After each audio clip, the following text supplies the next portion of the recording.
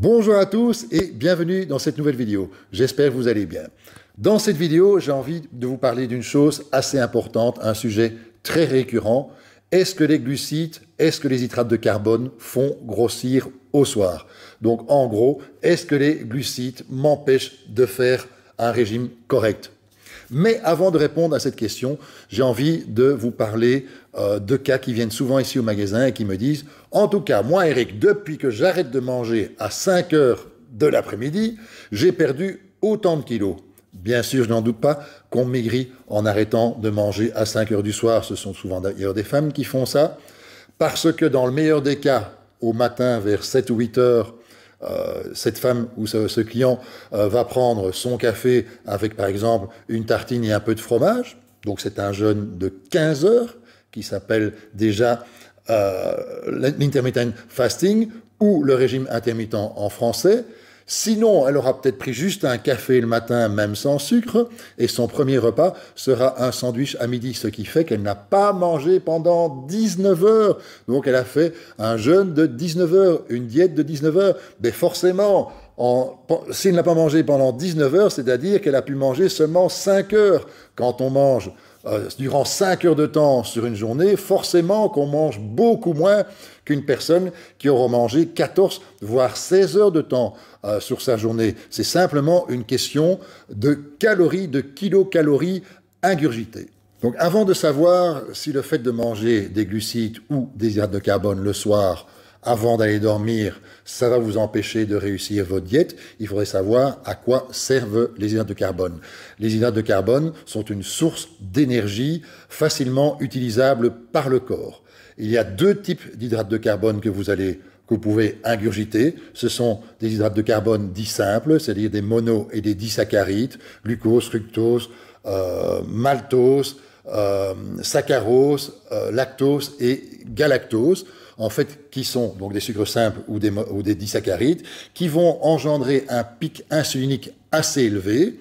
Une fois que le foie sera chargé suffisamment en glycogène ainsi que les muscles, en fait, cet excès de sucre va être amené dans les cellules adipeuses, c'est-à-dire dans les adipocytes, et va être transformé en graisse. Donc ça, c'est pour les sucres simples. Les sucres complexes sont pain complet, riz complet, pâtes complètes par exemple, céréales complètes. En fait, donc ces sucres complets ou hydrates de carbone complets vont provoquer un pic insulinique beaucoup plus plat, vont engendrer donc une production d'insuline beaucoup moins élevée mais plus longue dans le temps. Ce qui fait que vous n'aurez pas ces variations, donc ces pics d'insuline et ces variations de taux de sucre dans le sang, qui fait que parfois vous pouvez d'ailleurs vous sentir mal, vous pouvez avoir une chute de glycémie due au fait que ces sucres rapides, instantanément dus à la production d'insuline qui a été trop forte, chute un peu trop fort dans le sang, et donc vous avez cette impression d'hypoglycémie, c'est-à-dire sueur froide, vous tremblez, vous n'êtes pas bien, vous avez l'impression de tomber, ce que vous n'aurez jamais avec des hydrates de carbone complexes. En plus de ça, les hydrates de carbone complexes, avant qu'ils se transforment en lipides, donc c'est-à-dire avant qu'ils soient stockés sous forme de graisse dans les adipocytes, ça prend beaucoup plus de temps. Qu'est-ce qui va provoquer la prise de poids? C'est simplement un excédent alimentaire, donc un excédent énergétique que vous allez ingurgiter par rapport à vos dépenses. Si vous mangez, j'invente, 3000 calories, mais que vous en dépensez 3000, vous n'allez jamais grossir ni maigrir. Si vous ingurgitez 3000 calories, vous en dépensez que 2000, effectivement, vous allez prendre du poids. Par contre, si vous mangez 3000 calories et que vous parvenez à en dépenser 4000 par exemple en faisant énormément de cardio, là, vous allez perdre du poids. C'est simplement une question de balance énergétique. Dépense-t-on moins d'énergie le soir? Pour ça, il faudrait savoir si pendant la nuit, le métabolisme de base chute. La réponse est oui dans la première partie du sommeil, dans la première partie de nuit, non dans la seconde partie de nuit où votre métabolisme de base sera égal à votre métabolisme que vous aviez durant la journée. Alors il faut savoir, ceci est très important. Pour les personnes sédentaires, qui n'ont pas d'activité physique, effectivement, le métabolisme de base durant la nuit est bas. Mais pour une personne qui fait du sport, en fait, la nuit servira à réparer son corps, donc à réparer les tissus musculaires endommagés, et donc son métabolisme de base sera beaucoup plus élevé qu'une personne qui n'a rien fait physiquement durant la journée. Les glucides sont le carburant majeur de notre cerveau. Notre cerveau va utiliser jusqu'à 120 grammes de glucose durant la journée pour pouvoir fonctionner correctement. Mais il faut savoir que durant la nuit aussi, votre cerveau va continuer à travailler pour éliminer les neurotoxines et également pour se mémoriser tout ce qu'il a fait, toutes les données qu'il a emmagasinées durant la journée. Donc il a aussi besoin de glucose. Si vous ne lui apportez pas de glucose sous forme d'hydrate de carbone complexe avant d'aller dormir, il va aller chercher ce glucose dans le foie via la néoglucogénèse. Malheureusement, la néoglucogénèse, donc c'est la fabrication du glucose par le foie, n'est pas engendrée par l'oxydation des graisses, mais bien par l'oxydation des acides aminés. Et comme je l'ai déjà dit plusieurs fois, les acides aminés, ils viennent d'où principalement? Ils viennent de votre masse musculaire. Donc si vous n'amenez pas un petit peu de glucose le soir sous forme d'hydrate de carbone complexe, vous n'allez pas brûler de la graisse la nuit. Là, je parle simplement pour votre cerveau, pour qu'il continue à fonctionner correctement. Mais vous allez brûler des acides aminés qui se trouvent dans votre masse musculaire. Ça s'appelle la néoglucogénèse. Le sommeil est capital dans la gestion du poids. En fait, le sommeil va réguler vos hormones gréline, qui est l'hormone qui contrôle la faim, et l'hormone leptine, qui est l'hormone qui contrôle la satiété. Si vous ne dormez pas correctement, ces hormones ne seront pas réglées correctement. En plus de ça, il faut également savoir que si vous avez une mauvaise nuit de sommeil, votre taux de cortisol sera plus élevé. Qu'est-ce que c'est que le cortisol? C'est l'hormone du stress. En plus de ça, un taux de cortisol plus élevé va faire qu'au matin, quand vous allez vous lever, vous allez vous précipiter sur des boissons et des choses sucrées et aussi sur des choses grasses. Donc, qu'est-ce que vous allez faire? Vous allez avoir un stockage au niveau abdominal de ces sucres et graisses. En fin de journée, le corps humain a besoin d'une hormone anti-stress qui s'appelle la sérotonine.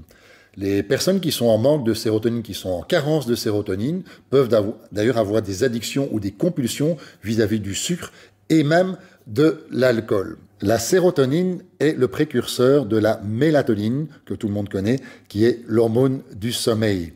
Donc en fait, pour augmenter ce taux de mélatonine, il faut essayer de manger le soir un peu de légumineuses, de glucides complexes, même de fruits, et éviter l'excès de viande rouge qui va en fait malheureusement augmenter votre température corporelle et donc vous n'aurez pas vraiment un sommeil réparateur. Faut-il éliminer les glucides au soir? Premier élément de réponse dont on a déjà parlé un petit peu, c'est que pour les personnes obèses ayant un métabolisme lent, oui, il faudra supprimer les glucides au soir parce que le métabolisme de ces personnes durant la nuit est très faible. Tandis que les personnes qui font du sport, qui ont un métabolisme élevé, pourront manger des glucides complexes avant d'aller dormir puisque leur métabolisme est bien plus élevé durant la nuit que la personne qui est sédentaire ou qui est même obèse. J'ai envie de vous parler maintenant d'une étude de 2011, Journal of Obesity, qui a comparé pendant 6 mois, je dis bien 6 mois, 2 groupes de personnes obèses qui ont été soumises à un régime restrictif en calories. Les 2 groupes donc, ont mangé exactement le même nombre de calories, aussi bien en protéines qu'en hydrates de carbone et en lipides. Pour le deuxième groupe, on a mis 80% des hydrates de carbone, donc 80% des glucides, au soir avant d'aller dormir. Et qu'est-ce qu'on a constaté? On a constaté que le groupe qui avait mangé les hydrates de carbone principalement le soir avait perdu un peu plus de graisse et avait gardé un peu plus de muscle. Malheureusement, cette différence n'est pas significative. C'est-à-dire qu'on ne peut pas dire que manger des glucides au soir fait maigrir. Là, ça serait quand même une véritable erreur. Que conclure de tout ceci? Ce n'est pas tant le moment dans la journée auquel vous allez prendre vos hydrates de carbone qui est le plus important, mais c'est la quantité d'hydrates de carbone que vous allez manger tout au long de la journée. Il est évident qu'une personne qui mange 150 grammes de glucides sur sa journée maigrira plus facilement qu'une personne qui en mange 300. Pourquoi? Parce que la personne qui mange 150 grammes de glucides sur la journée, ça fait 600 calories. La personne qui en mange 300, ça fait 1200. Maintenant, n'oubliez pas que pour un sportif, il est toujours intéressant de manger un peu de glucides sous forme complexe le soir avant d'aller dormir, parce que vos muscles, durant la nuit, continuent à brûler du gras parce qu'ils doivent récupérer.